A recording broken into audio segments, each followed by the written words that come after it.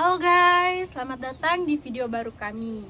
Perkenalkan, saya Atri Alsada Lobster Enyemelin Bali dengan NIM 43. Saya Yovita Macarita dengan NIM 036.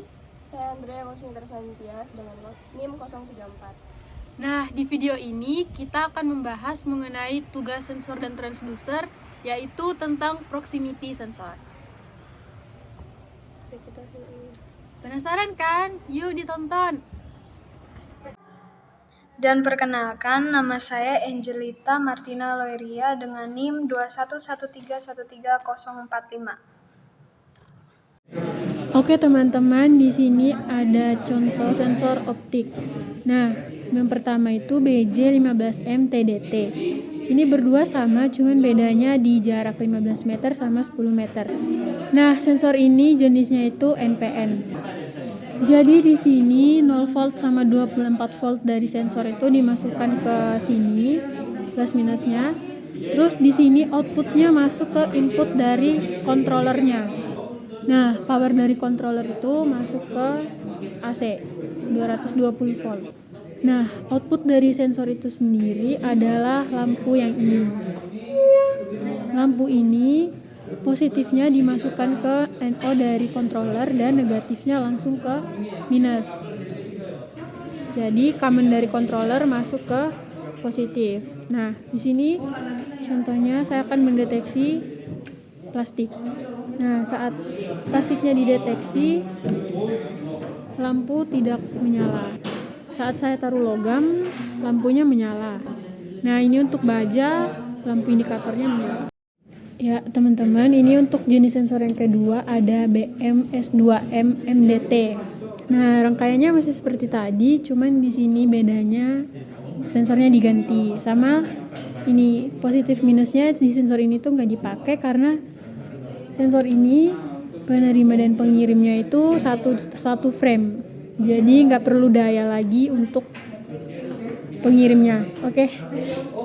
Di sini yang pertama untuk logam terdeteksi ya. Terus untuk bajanya terdeteksi juga. Plastiknya terdeteksi juga. Nah, yang berikutnya itu plastik bening. Nah, ini nggak dideteksi ya. Nah, sensor ini tuh tipenya retroreflective photoelektrik. Beda sama yang tadi itu through beam. Oke teman-teman, ini untuk contoh yang ketiga ada sensor BJ300DT. Rangkaiannya masih seperti tadi. Nah, pada sensor ini itu dia akan mendeteksi benda itu kurang lebih 30 cm atau sama dengan 30 cm. Nah, ini contohnya saya mendeteksi baja, lampu indikatornya nyala. Nah, ini saat jaraknya sudah lebih dari 30 cm, maka lampu indikatornya akan mati karena sudah melebihi dari kapasitas identifikasi sensor. Nah, ini untuk logam, ini untuk plastik, untuk styrofoam, sama untuk kertas juga masih bisa dideteksi. Oke, lanjut ke contoh berikutnya. Di sini ada sensor FD62010 dan jenis fiber optik BF5RD1N. Jadi pada fiber optik ini ada set point yang akan menentukan logam atau benda ini akan terdeteksi atau tidak. Nah, pada set point ini kalau misalkan jaraknya itu melebihi angka ini, maka logam ini akan terdeteksi dan lampu indikator akan menyala. Sedangkan kalau kurang dari set point seperti ini, lampu indikator mati. Nah, contohnya seperti ini ya teman-teman. Ini saat jaraknya itu di bawah dari set point, indikatornya mati, artinya ini belum terdeteksi. Saat saya dekatkan, jaraknya melebihi angka di set point ini, indikatornya menyala. Nah, set point ini bisa diatur sesuka hati teman-teman, bisa di setting. Nah, settingnya itu bisa untuk menaikkan dan menurunkan angka. Jadi misalkan di sini saya akan menurunkan menjadi menjadi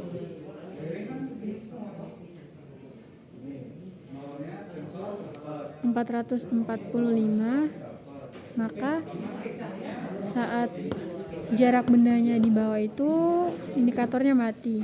Nah, ini berarti sudah terdeteksi. Sudah terdeteksi ya teman-teman. Oke, contoh berikutnya untuk yang sensor induktif. Di sini ada sensor PR122DN. Nah, sensor ini akan mendeteksi benda itu kurang lebih 2 mm. Nah, ini keluarannya itu NPN, NO. Nah, sambungannya masih sama seperti yang tadi ya teman-teman. Masukannya itu masih sama. Oke, jadi di sini contoh. Ini untuk logam.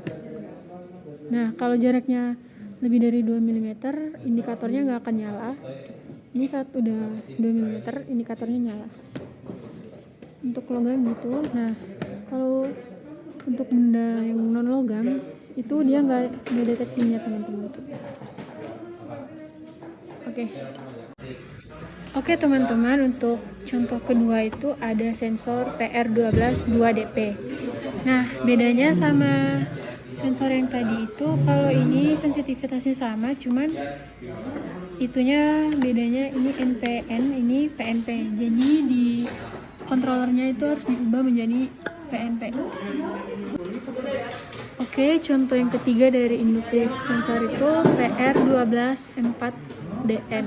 Nah, ini sensitivitasnya itu 4 mm dan merupakan sensor NPN. Nah, di sini di kontrolernya kita ubah jadi NPN. Oke. Nah, ini waktu jaraknya udah kurang lebih 4 mm, indikatornya nyala, artinya bendanya kedetek. Sedangkan kalau lebih juga mati, dan itu hanya bisa mendeteksi logam. Berikutnya contoh yang terakhir, sensor PR124DP. Nah, ini sensornya itu PNP. Nah, sensitivitasnya masih sama seperti yang tadi. Nah, di kontrolernya kita ganti PNP dulu. Oke. Sini saya akan mencoba mendeteksi logamnya. Ini karena jaraknya udah kurang lebih 4 mm, jadi indikatornya nyala. Ini jaraknya lebih dari 4 mm, jadi nggak kedeteksi ya. Oke, itu masih sama seperti tadi. Kalau bukan logam, dia nggak akan mendeteksi, karena itu salah satu cara kerja dari induktif sensor. Oke teman-teman, sekian untuk video tentang sensor induktif atau induktif proximity sensor. Sekian video dari kami, kurang lebihnya mohon maaf. Terima kasih. Dadah. Dadah. Tutup lagi.